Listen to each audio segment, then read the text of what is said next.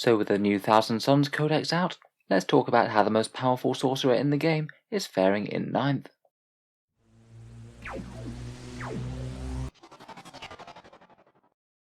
Hello and welcome back to Auspex Tactics, the strategy focused 40k channel, where today we're talking Thousand Sons and none other than the Primarch of the Legion, Magnus the Red.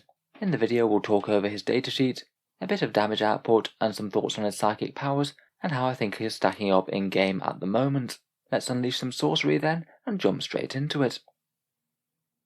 So Magnus, the Primarch of the Thousand Sons, is a Lord of War choice for the Thousand Sons Codex, clocking in at 23 power level or 450 points. It's pretty easy to field in the army. You can just stick him in a Supreme Command detachment and he won't cost you any more command points or any other battlefield roles. The Supreme Command detachment doesn't cost you any more command points provided he's your warlord, which is kind of helpful because he has to be your warlord unless there's another model with the same rule on the table, such as Mortarion. He's got a fairly complex datasheet as you'd expect, and really quite a lot of keywords going on. He is of course a character, a monster, a demon, a Primarch, a Supreme Commander, can fly, and also has the Psyker, Arcana Astartes, Thousand Sons, Tzeentch and Heretic Astartes keywords. A fair bit of handy stuff there, particularly for things that work on things cross codexes, such as anything that buffs or debuffs demons. At 450 points he costs a little bit less than Mortarion, and a tiny bit less than he used to as well, but you still get a suitably impressive stat line, 16-inch movement with those wings, weapon skill and ballistic skill 2+, strength 8, toughness 7, 18 wounds, 8 attacks, leadership 10, a 3+ save and a 4+ invul. If he's your warlord, which he usually will be, he also has a -1 damage trait too, and between that and an invul save he's going to be fairly hard to remove, though not quite as stupidly hard to take down as his Death Guard brother. He doesn't have any shooting, it's all melee and psychic. In combat he carries the Blade of Magnus, which is strength 16, AP -4 and flat damage 3, and if you're injured but not killed by it, it hands out an extra D3 mortal wounds. Very nice against heavies. It won't be quite so apocalyptic against hordes though. With 8 attacks he will typically be killing a max of 8 models per turn. His ability to buff Thousand Sons units got amped up considerably in the new codex. He has a reroll 1s to hit aura for nearby core units, and as with other Primarchs and Chapter Masters, you can nominate one unit that gets 4 rerolls to hit, and that can be either a core or character. That one could certainly be quite handy to use on Magnus himself, and reroll those pesky ones to hit. Finally, and of course the really good bit, we get to his psychic phase. Previously, it could certainly be argued that Magnus was already the best psyker in the whole game, but now he's really several levels above every other psyker in every single way that you can excel in a psychic phase. First up, if he is your warlord, he knows all 18 psychic powers from the 2 main disciplines, which just gives him ultimate flexibility in the Thousand Sons psychic phase. One turn you could fly him up and barrage the foe with witchfires, another turn you could think about buffing other Thousand Sons units nearby. I think it could certainly be a bit of a memory game to remember all his options. Of those powers he can cast 3 and deny 3, and can potentially cast a 4th for a command point as well, as we'll get onto in a second. Then when he does start casting, he does it in style. He re-rolls both casting and deny the witch rolls, and gets +2 to cast at base. That drops down to a +1 to cast if he's less than 10 wounds, and I believe that's on top of the normal Thousand Sons boost to casting psychic powers, which means he's usually going to be +3 to cast any spell, and re-rolling the result. It means that you can target the very highest cast psychic powers, and he should be able to reliably manifest them every time. If he does choose to smite, his normal smite is a super smite, d6 mortal wounds going to 3d3 if he casts on an 11 or more, and he doesn't appear to say that it's an unmodified 11 or more, so as he's usually going to be +3 to cast, I think that's usually going to be casting on an 8 for 3d3 mortal wounds. Please correct me if I'm misunderstanding something there. On top of that, he never suffers perils of the warp, and he helps out your Kabbalistic rituals as well if you are pure Thousand Sons, getting 4 ritual points per turn, and you can use 2 rituals on him himself if you want to. Basically with this codex they've really tried to make him the master of magic that he is supposed to be, and maybe the reason that you'd be most scared of him now is his sorcery and not just his sword in close combat. Overall, Magnus is just an enormous centerpiece model, really quite a big points investment, pretty good melee against heavies, and easily the most powerful and flexible psychic phase for any model in the game. Talking about his damage and spells, here's just a little bit of math on his melee damage, and a few thoughts on potential psychic powers that he could cast out of the list of 18. In melee, with that massive AP -4 sword, he'll typically kill 5 to 6 dead infantry models, and it's pretty funny that he doesn't really care whether they're guardsmen, intercessors, or Gravis Marines. Provided they don't have invul saves or any way to reduce his wound roll, he'll kill them just the same. In general, he'll least like being in combat with anything with good invul saves, though he does have a potential psychic spell to remove them, and he really won't like anyone using transhuman physiology, as that would have him wounding on 4s rather than 2s. On average, if he gets his hands on a toughness 7 or 8 vehicle, he'll be doing a fairly catastrophic 17 wounds to them, and if they happen not to be dead by that point, that'll be followed by another D3 wounds from the blaze. I think to get maximal value out of him, he's best off thrown into either heavy units, characters, or very elite infantry with 2 or 3 wounds and no invuls. For his psychic phase, I think that Magnus is one of the models that you're really going to have to think through how you're going to use him at the start of your turn, as you could be using more buff spells to either help him or nearby Thousand Sons units, or try and nuke something to death with Witchfires. I think perhaps the best 2 spells to cast on Magnus himself are Glamour of Tzeentch for a -1 to hit, and Temporal Manipulation, which can allow him to regenerate D3 wounds lost. I think Magnus really will be missing his +1 to invul saves power that he used to have. There doesn't appear to be a way to get him to a 3+ invul save in the Thousand Sons Codex.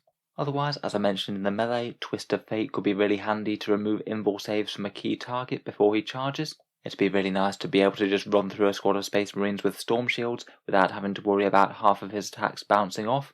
And I think that Temporal Surge could be another really high value buffing power to cast. That's basically the new version of Warp Time. Sadly, it doesn't work on Magnus himself, but being able to double move a Thousand Sons unit could be really useful. Certainly wouldn't hurt at all if you're moving up alongside some Scarab Terminators. Otherwise, you can of course just pile out max Witchfires on the opponent. Perhaps for maximal mortal wounds you could go for Doombolt for 3 mortal wounds, Smite which would usually be D6 but could go to 3D3, and perhaps Tzeentch's Firestorm, round about 2 mortal wounds on average when you take into account the chance that you might cast it on a 9. I think he should quite reliably do somewhere between 8 and 10 mortal wounds like this. So if he wasn't looking to do anything else with his Psychic phase, you could easily think that yes, I'll just flatten that squad with Psychic and then charge a different one. It might be worth keeping the more niche Psychic powers in mind, things like Baleful Devolution and Dark Blessing. I think they're the sort of ones that you'd rarely want to take on normal Psychers, as they need quite specific targets to be efficient, but seeing as Magnus knows them anyway and can cast them reliably, they could most certainly be ones to look out for. Otherwise, there's a few other buffs and synergies that could work well with Magnus. Other Psychers could actually be the ones to cast those buffing powers on Magnus, such as Glamour of Tzeentch and the healing, and then Magnus could go into Witchfire mode. Maybe having Ahriman or Sorcerer work and tag team with him might not be the worst move. Perhaps an Infernal Master with the Glimpse of Eternity reroll could be useful too. Just having a random dice reroll that you could use on literally anything, not just on the things that command point rerolls are restricted to, could be pretty handy when Magnus is casting psychic tests, rerolling one part of the dice roll to get the desired result. There's quite a lot of stratagems for amping up Psychers in the Thousand Sons Codex, though basic command point rerolls are going to have enormous value on Magnus, particularly rerolling charges, or even just ones to wound in melee, or a failed save on a big damage shot. As I mentioned before, you can pay 1 command point for casting 1 extra power, and Magnus might just be the best place to use that on, as none of your other Psychers are going to cast that extra power on a +3 to cast, and being able to choose any out of the book.